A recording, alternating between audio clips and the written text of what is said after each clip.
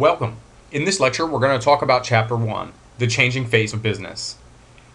Business is the engine that fuels economic growth, from tiny businesses like my studio to the big ones like General Electric, new businesses like Google, and old ones like Levi Strauss, which is 150 years old. Businesses solve problems and brings food to our tables. They improve societies. They build our buildings and clothe us. They entertain us. Everywhere you look, businesses, you interact with businesses every single minute of every day that you are awake, or the products or services that they provide. The business climate, however, has changed as much as the products they offer over the course of time. And this chapter introduces the concept of business and examines the basics of the business environment. These are some of the learning objectives for this chapter. We're going to distinguish between profits and non-profits. We're going to take a look at the factors of production. We're going to look at and describe the enterprise system and entrepreneurship. We're going to look at the 6 eras of business, particularly the relationship era, which we happen to be in right now. We're going to explain the workforce and how the nature of workforce and the nature of work itself is changing. We're going to identify the skills and attributes that managers need to lead a business in the 21st century. And we're going to outline the characteristics that make a company admired by the business community. So let's start out with a basic question. What is business? Some businesses produce tangible goods while others provide services. Businesses and large enterprises like General Electric or Microsoft, or the small ones like Photos by Feist, we all provide goods or services. Now, profits are the central focus of business because without profits, a company would not survive. Okay, I can speak from personal experience here. You want to make money when you are operating a business. Now, organizations like the Red Cross and the American Heart Association are not-for-profit organizations. So what about them? A very important point to take away from this class is to understand that a not-for-profit organization still operates and still wants profits. Every business wants profits. The difference is what different organizations do with the profits.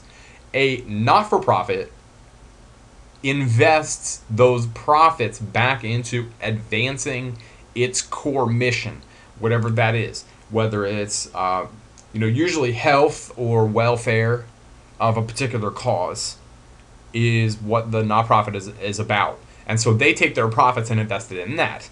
Okay, a for-profit company takes profits and they divide it out as wealth to stockholders and executives and employees of the companies as well. Okay, so the difference is what companies do with profits. But both for-profit companies and not-for-profit organizations are both very concerned about making profits. Both of them want to have profits.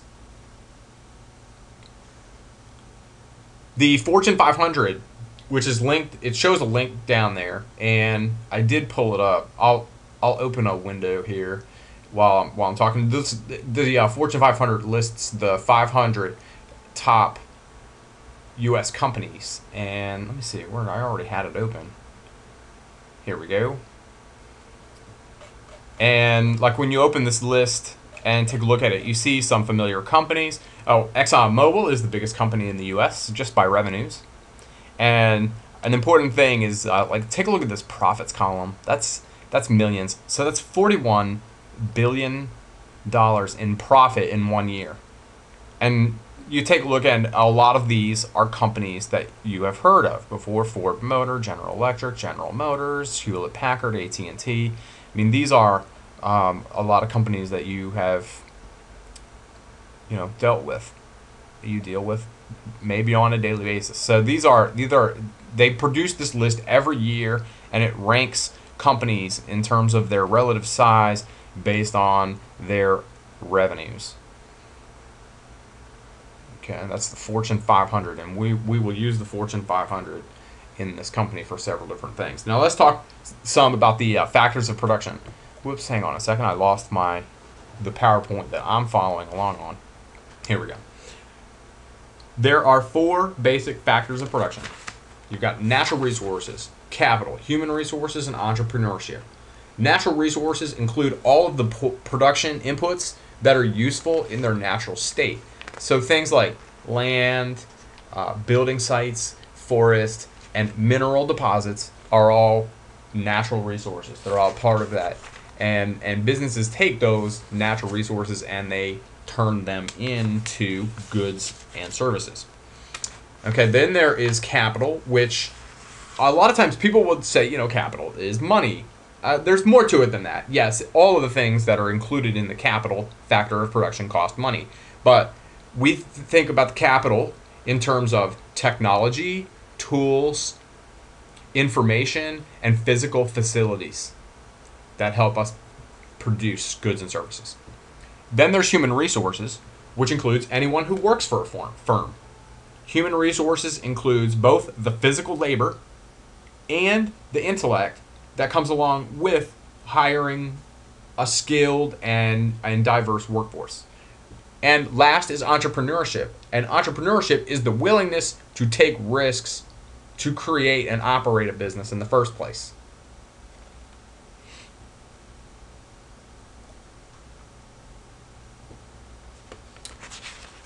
Now let's talk about the private enterprise system. Now there's an important fellow in the private enterprise system. He's kind of the basis for all of this. His name is Adam Smith. You'll want to know that name because he really is the father of capitalism. And his notion of the invisible hand, hang on a second. Oh, here we go. I lost my place in the book for just a second. His notion of the invisible hand said that by a business continuing to operate at a profit, that it's actually going to improve the world around it. Because as a business operates and creates profits, it's paying workers who are then in turn, fueling the economy. So there's kind of this cycle, this 360-degree circle that's involved with capitalism. That when someone is getting rich, it's helping everyone become wealthier because they are all involved in this exchange of goods and services and the sharing of wealth in one form or another. The economic system determines business ownership, profits, and resources. The economic system of a nation includes like what kind of government that the business is functioning in. There's very different rules whether you're operating a business in the United States or if you're operating a business in, say, Vietnam. Okay, Vietnam is I want to say socialist. No, it is hello.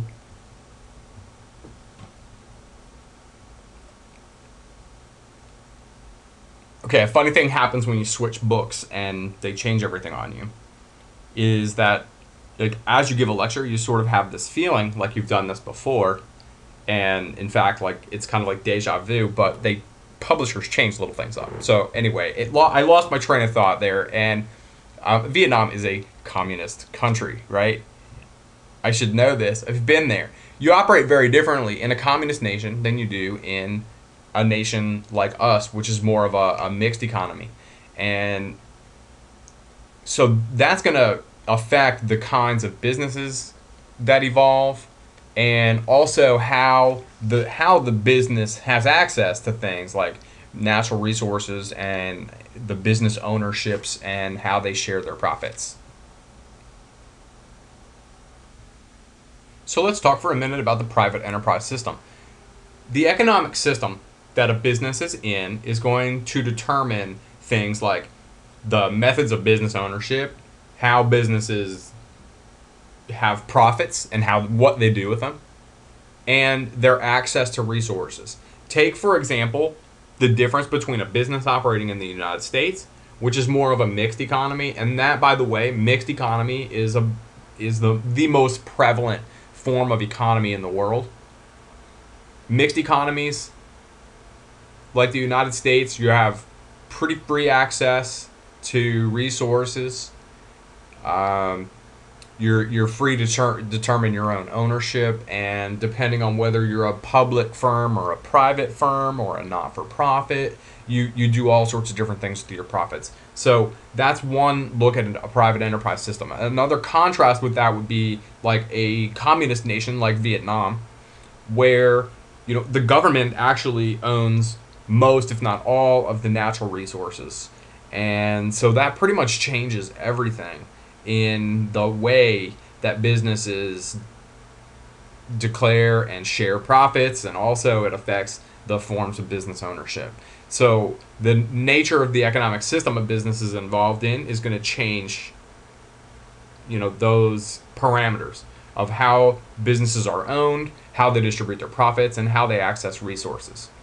Okay. The system used in the United States is a mixed economy, and we have a system called capitalism.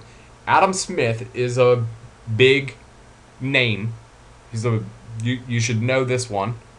Okay, he's the father of capitalism, and his idea of the invisible hand was kind of like this: like, as businesses work and the entrepreneurs get wealthier, it's actually helping everybody in the surrounding areas, because as the businesses are more successful, then they share, they pay wages to employees, who in turn pay taxes on those wages so that it can fund schools, and then they take the portion of their wages that they don't get taxed out, and they go to the store and they buy clothes, and they buy videos and entertainment and whatever. They help the economy. So what Adam Smith is saying is, like, there's kind of this circle that goes around, and he called it the invisible hand. And it was like, as success kind of fuels everybody to become more successful, and everyone to benefit. And so that's the concept of the invisible hand. Capitalism rewards firms for their ability to serve the needs of consumers. Okay? Capitalism rewards firms for their ability to serve consumers. This is true because those who serve the consumers the best are the most profitable, and so they are the most successful. Capitalism enjoys minimized government intervention, although that's pure capitalism. Okay? More than one of you are probably sitting out there in lecture lands kind of snickering with the minimized government intervention. Like, we have government intervention all over business in the United States, and that's fine. There is no pure capitalist society. We are not a pure capitalist society. We are a mixed economy, and we use a mixed system.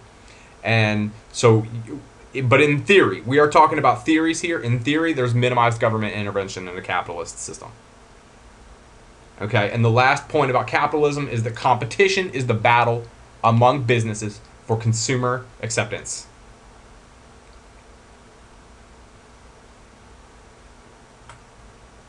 There are basic rights in the private enterprise system.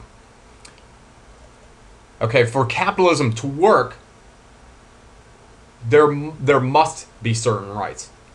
First of all, every participant has to have the ability to own, buy, sell, and bequeath property. There needs to be freedom of choice that allows citizens to choose their employment, what purchases they make, and what investments they make. And that freedom of choice is often guided by that quadrant there called competition, up in the upper right hand side there. And then in the lower left are profits. And those profits, the right to keep the money that's earned from business operations, is a basic right of private enterprise.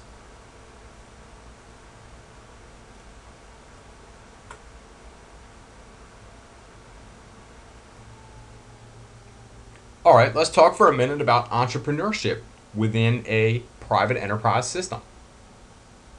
Entrepreneurs are risk takers. They take financial, personal, social, and career risks when they see a potentially profitable opportunity. They devise plans to achieve success and earn profits. That in turn fuels the economy and it provides innovation. There's a note on the side over there that says entrepreneurial thinking is important within large firms. Why do you think that's the case? Let's think about two companies that everybody is aware of, Coke and Pepsi. For years, actually, Coke was bigger than Pepsi and in the Fortune 500 in terms of the rankings. Now, Pepsi has overtaken Coke, and they are 41. Coca-Cola is 59. So they're substantially ahead of Coca-Cola now in terms of profits. Pepsi took in $66.5 billion, and Coke took in $46.5 billion. The difference is the entrepreneurial thinking that's going on inside those two gigantic companies. I mean, they're both very huge and very well-respected companies, but there's more entrepreneurial thinking going on in Pepsi's headquarters, and that's why they're moving up the ladder in a big firm. Now, let's think in terms of small firms. You know, an entrepreneur. I'm an entrepreneur. You know, I saw an opportunity for potential profit, although I'm still determining just how much profit there is to be made in this industry. But I was a volunteer taking photographs, and I thought, is there a way to turn this to a sustainable business that contributes to the rescues, but it also continues to make money at the end of the day? That's still a question that's 2 years later. I think it's on a cusp, but I haven't really achieved the level. I'm still making huge investments, though, in the business that are kind of eating away at the profits and preventing it from. And when you're self-employed in a small business anyway, you'll want to have zero income at the end of the year. So I think that also is definitely plays a part, because I'm a small business owner, and at the end of the year, I want to make sure that I've spent everything that I say I've income on paper, because that to have zero income is great, because that means there's less taxes that are involved in that. So anyway, but I'm an entrepreneur. I took risks, financial. I have got tens of thousands tied up in my business. Personal risks, social risks. I have no social life. I work 7 days a week. Basically 2 jobs, and then I teach you all on the side. So, there's no social life there. And career risks. Because at any moment, I have a house of cards, right? It all could fall apart. But the entrepreneur is that person. It's that person who sees an opportunity, devises a plan, attempts to earn profits, and in the process is fueling the economy and providing innovation for firms and economies.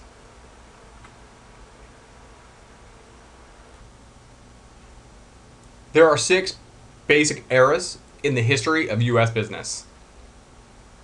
And this chart from page 13 in your book does a really good job at summarizing those 6 different eras.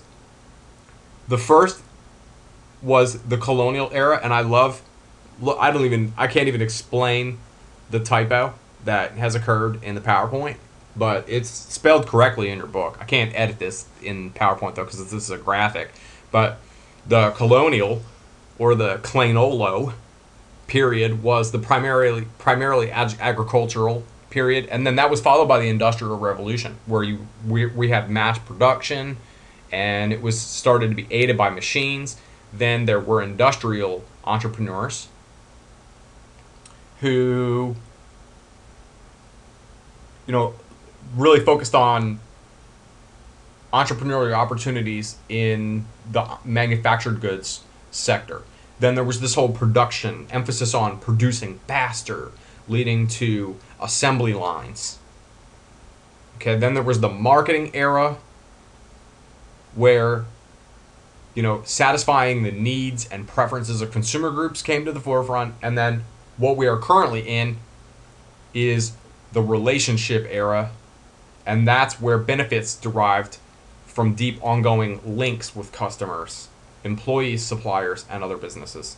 So now we're going to look actually deeper at the relationship era and what that means to today's businesses.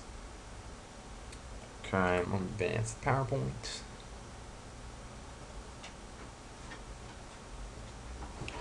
So here we are in the relationship management phase of the business evolution cycle, right?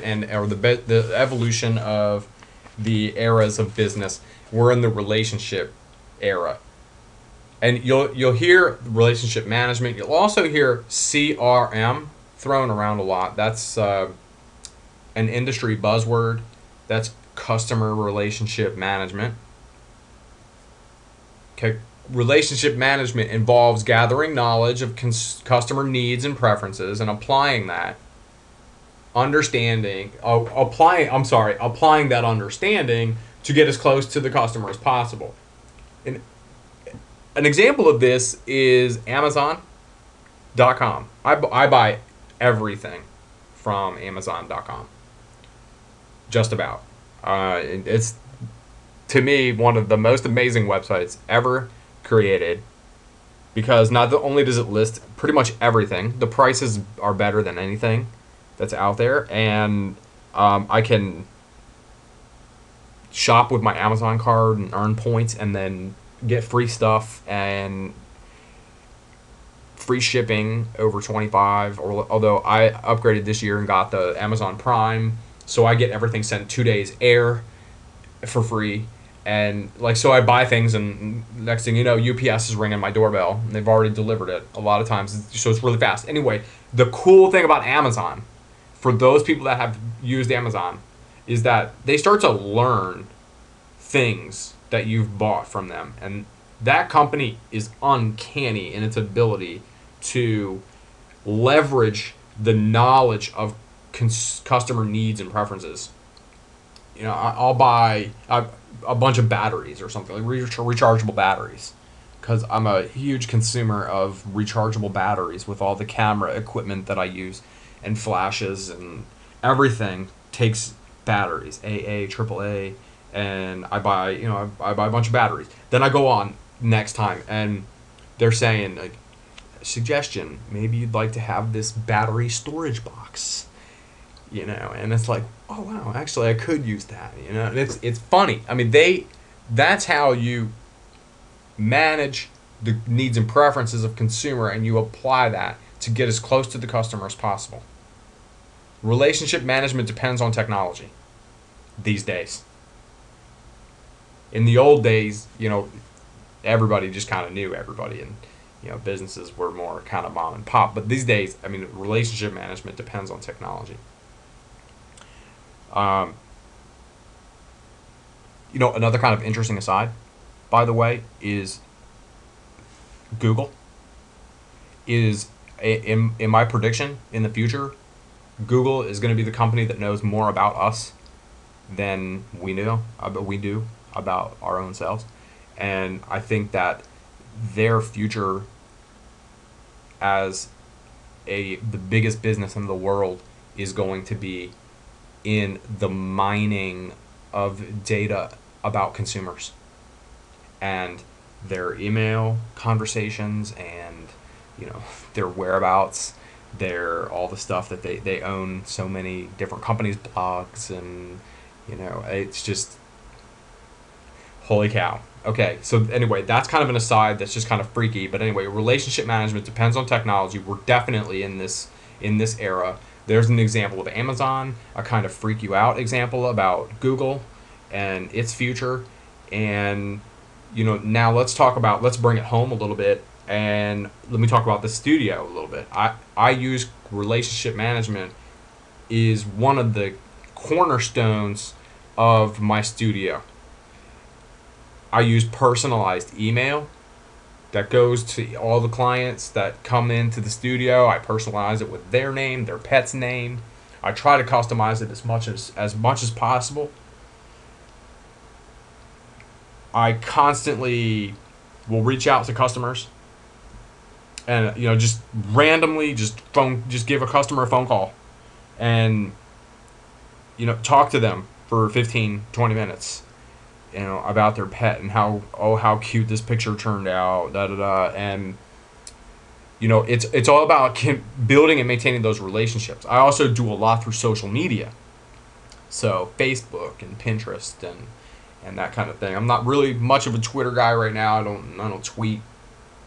I don't have time really, but between the social media pieces, Facebook and Pinterest, I pretty much stay busy and always managing those relationships online and also with my customers through you know talking to them and reaching out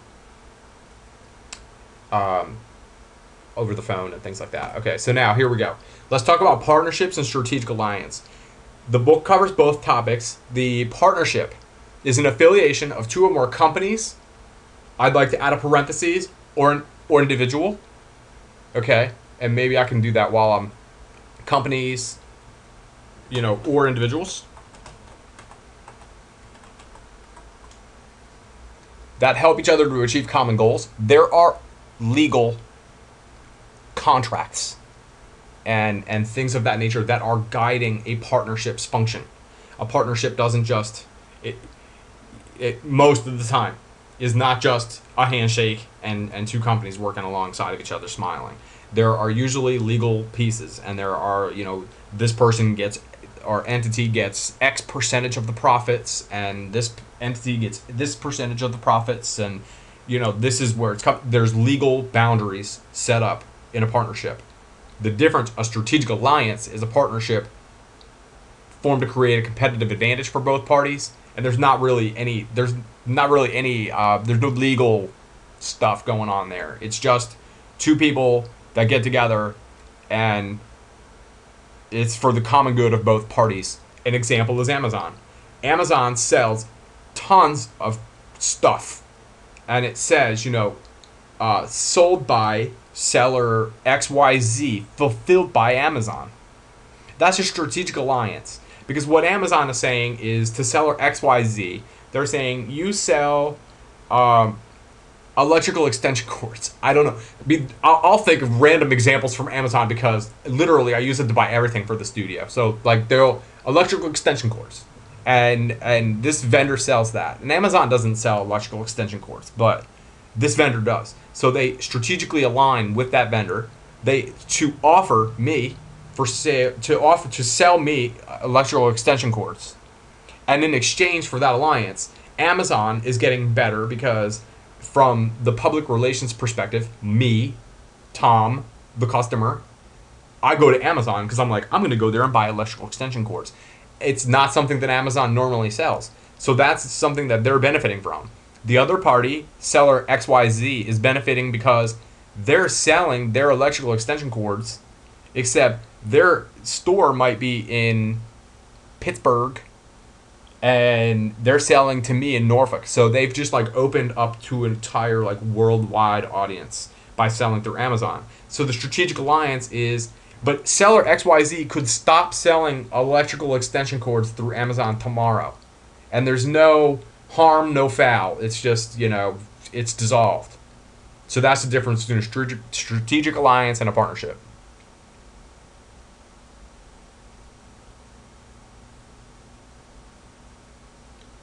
let's talk a minute about today's business workforce. Today's business workforce is full of dedicated workers who can foster strong ties with customers. Again, we're talking about the relationship management aspect, that the relationship management era that we're currently in. Today's workers are capable of high quality production, able to compete in global markets. Increasingly, the world is one market in so many different in so many different aspects of business, and today's business workforce is able to compete. They're nimble in the global markets, and they're technically savvy. But there's a lot of changes happening in the workforce, especially by the aging population. By 2030, look at that, 72 million workers 65 or older. We're going to have mass retirements. Baby boomers are hitting the peak of their careers, and generations X and Y and Y.comers are all launching their careers. Technology has intensified the hiring challenge by requiring workers to have ever more advanced skills. I don't even remember, I think that jobs in the era I've worked at, no, actually, wait a minute. My first job, I definitely applied for that 100% on paper. Paper application, paper resume, paper everything. Spent the money, got the fancy cotton paper, and, really wanted to wow their socks. Now, every job I've applied for in the last couple of years has just been it's paper, not even. I mean, it's an Adobe PDF with a scanned in version of my signature right on the bottom of the letter. Everything, technology has changed everything. It's intensified that challenge because it's requiring people to have a familiarity with that technology and more advanced skills, because if you want to compete for those jobs, you're going to need to master the electronics required to submit your resumes and things of that nature. So there's also a shrinking labor pool in the U.S., and there's changes in diversity. Okay, economists predict that the labor pool falls short by as many as 10 million people. Then the two fastest growing ethnic populations in the U.S. are Hispanics and Asians. This is changing. It's going to change the dynamics of the workforce. Employee teams with individuals of different genders, ethnic backgrounds, cultures, religion, ages, physical, mental abilities are more effective. This statement is super, super true. There's a reason. I'm bolding this one because this is so super true that I'm trying to remember the book that I read, The Wisdom of Crowds. That's the one. The Wisdom of Crowds talked about how you get people together, and people will always, do better than even the smartest one person. So, if you think about that game, the game show 1 versus 100, the 100 is always going to win. I mean, statistically, there's more collective knowledge in that. But even as you mix up that team with different genders, ethnic backgrounds, all that stuff, those teams are going to become they'll become their maximum effectiveness, because the most perspectives are brought into that decision-making process, provided that there aren't other things going on affecting how the team is working. There's lots of team dynamics and relationships are very interesting in their own line of study. We're not going to get into that, but suffice it to say, as you start mixing up teams, genders, ethnic backgrounds, culture, religion, ages, physical and mental abilities, all of that, put it together, you're going to get a more effective team. And I think we can just leave it there at that. But that's a very important point.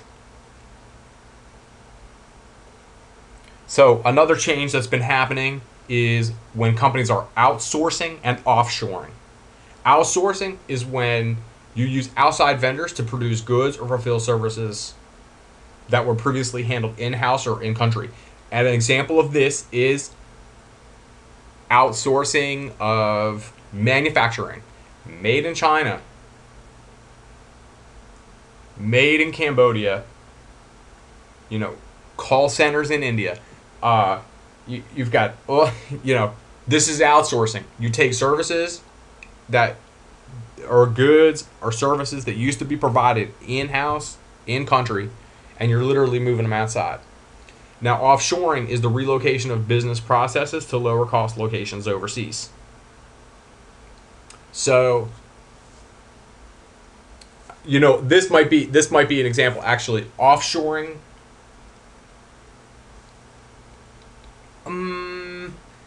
Let's see. Let me hold. Okay, I just edited this slide because as I was reading it, I'm looking at the definitions of these two, and I couldn't immediately tell the difference between what the book was trying to say. I think what the book was trying to say is that outsourcing is where you would send things overseas that didn't necessarily save money, but that offshoring did. And okay, if we were in a more advanced business class, we would make that distinction, but for our purposes, we're combining the two, and we're using this new definition. I still want you to be aware of both terms, but I want you to be aware of them in so much as they're almost the same thing from our perspective. Our perspective is going to be used. Outsourcing, offshoring, is using outside vendors to produce goods or fulfill services and functions that were previously handled in-house or in-country to lower cost locations overseas. So I basically took the best of the first definition and the best of the second definition, smashed them together, and then said, you know what? We're going to call this concept kind of the same thing, / outsourcing, offshoring. If it confused me and I had to push pause, I'm not holding you all responsible to know the difference.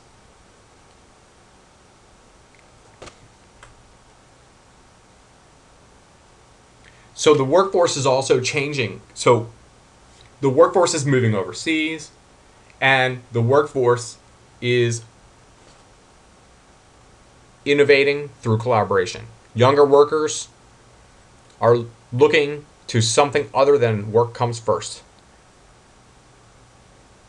Okay? Younger workers these days are like, what's in it for me? I mean, my sister's approach to work and how she views her employers is so different. The perspective, even than mine, is it's more about her, and everything is, has to be more centered around her. But it's not her specifically.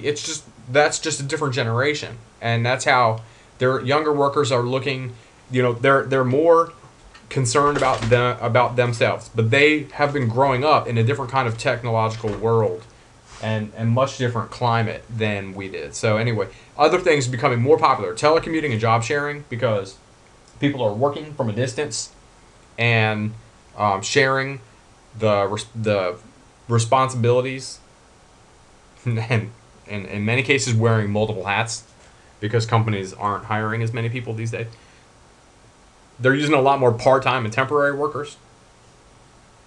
And collaboration is replacing working alone because, again, it goes back almost to that job sharing thing where it's 7 o'clock right now as I'm recording this lecture. It's not, I don't know what time it is now when you're watching it, but it's my dog's dinner time. So I'm going to try to finish this one slide and then go feed him. He's telling me that it's dinner time. Hang on a second, okay? Wait. And today's workforce is valuing risk-taking and innovation. Again, because we talked about that whole like entrepreneurial spirit and So that's changing how the workforce is evolving these days. Okay, now I'm going to go feed my dog. Okay, so for those of you who have dogs in particular, pets in general, dogs particularly, their biological clock is like extremely accurate. So my guy was only going to make more and more noise. The flexibility of being an online instructor is that I can just stop and go feed him and come back. So I'm back now. All right, so let's talk about the 21st century manager. Today's companies look for managers who are intelligent, highly motivated people with the ability to create and sustain a vision for the organization. Critical thinking is the ability to analyze and assess information and pinpoint problems, identify opportunities. And the challenges in today's marketplace require managers to perceive what the marketplace needs and what an organization must do to satisfy those needs. So there's many challenges facing today's managers. Right? We already said critical thinking is the ability to analyze and assess and pinpoint problems or opportunities, and creativity is what stems from it. It's the capacity to develop novel solutions to perceived organizational problems. Managers today need the ability to lead change, to guide employees and organizations through changes. Managers must be comfortable with dealing with tough decisions and factors that require organizational change can come from internal and external sources. Let's think about this. Let me talk about this from the perspective of the studio. My studio is constantly evolving and changing, and I'm in a position constantly where I need to guide my employees through this change. Well, and I'm also going to say customers through the changes as well, because a lot of times the changes that we make affect them as well as employees.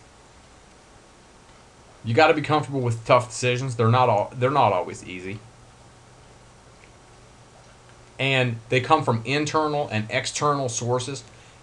Internal sources are, things like there's inefficiencies in the organization. There was a bottleneck that I had identified because I was using the same computer for customers to view their pictures as well as print the ones that they chose. So there was a bottleneck, and I identified that was an internal source that needed a change. And the change was I introduced a third computer. And that third computer does nothing but view the pictures that were taken. And it frees up the other computer to be entirely print focused. So it alleviated a bottleneck. So there's an internal source that led to an organizational change. External sources are feedback from customers is the big one. Developments in the international marketplace, economic trends, and new technologies. Feedback from customers, though, is a huge external change agent. Towards the end of last year, the studio was facing 4-hour waits for pictures. We would have to stop taking people at 1 o'clock in the afternoon, and the studio closed at 5. Feedback from customers was, we don't want to wait that long. So that led to a change, a big change. We implemented appointments, and then we changed again because appointments killed my walk-in traffic. And so because they killed walk-in traffic, I'm doing a hybrid where the mornings are now appointments and the afternoons are all walk-in. So, there's constant change. And, these aren't easy choices because there's people on both sides saying, we want appointments, and there's people on the other side saying, but we don't want to commit. to being in the studio at a certain point. We like the ability to be able to just show up when, the bus unloads and everybody else shows up. So they want that flexibility, but on the flip side, they don't want to wait. So they're tough decisions. And as a manager, you need to make those tough decisions and then guide employees and customers through those changes. So what makes a company admired? Solid profits. Top of the list. Fortune 500 recognizes not profits, but revenues, total sales. But solid profits make a company admired. Stable growth, a safe and challenging work environment, high quality goods and services, business ethics and social responsibility. And, that last bullet point is starting to climb up the ladder in terms of today's market and consumers. The ethics, and we'll examine ethics. I'm pretty sure that's in the next chapter, chapter 2. We'll examine that in greater detail because that's worth talking about. The other thing is social responsibility. So that's businesses giving back, and that actually business ethics and social responsibility are the topic for the next chapter. So we'll leave it at that. But I will say, the studio. I'll introduce it by saying the studio that I manage has a huge piece of social responsibility in that it gives back to rescue. And we've donated over $15,000 to local rescues and shelters through the operations through our business operations. We're respected and admired in the community for that. And it's a huge piece of why we have so much support in the general community and why we're so popular. Also it has to do with the fact that we produce high quality goods and services, and there's been stable growth in the company. We have yet to see that solid profit bullet point there, because the events can kind of seesaw, but a lot of that, though, like I said, is because it is a personal business, and so a lot of the profits I try to hide by, if the company makes $2,000, I'll go buy a computer because I'd rather buy a computer and then have that be, a write-off, but it goes against profit, so it's going to make the company look not as profitable, which is good from the tax perspective, but not so much from the what makes a company admired perspective. So that's what makes a company admired. And the future of business. Where is business headed? Well, there's new technologies emerging every day. We didn't touch on much the social media piece, but that's having a huge impact on the relationships between businesses and their customers. We're having population shifts. We talk about that, the growth in the Asian and Hispanic population, and that's having an effect. And there's emerging nations. So if we think outside the confines of the U.S., there's nations out there that are huge, huge markets. And as they open up and as they begin to consume, that's really going to change the future of business. And of course, that, along with the next one, shrinking global barriers, we're seeing this every day. I joked about it earlier in the lecture, but we're really seeing the world as becoming one economy. And that's due to the reduction in barriers to trade, communication, and transportation. And so that's where we leave it. That's the end of chapter 1.